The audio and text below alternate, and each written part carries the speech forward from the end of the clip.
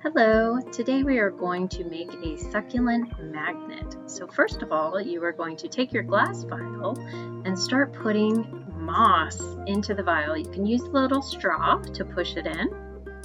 Works pretty well. So you're going to want to fill it up pretty full, as much as you like, really.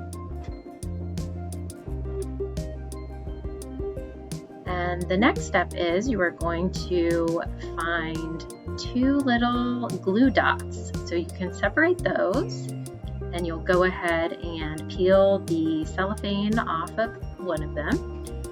And you're going to stick this glue dot onto the glass vial. So you can go ahead and kind of stick it on there and then pull off the plastic. You might have to kind of hold the glue a little bit with one finger.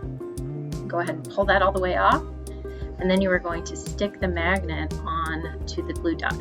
So these are permanent glue dots, but they might not be quite as strong as some other types of adhesive. So if you have a hot glue gun, you might want to use that instead. Then you're going to take the other glue dot and you're going to take it off on the bottom of your succulent. So go ahead and do the same thing, kind of make sure it wraps around the bottom of the succulent on the little stem. And then you are going to stick that on top of the glass vial. Makes a cute little magnet. So there you have it, and you can use it to hold things on your fridge or wherever else you may want to use a magnet. All right, have a great day.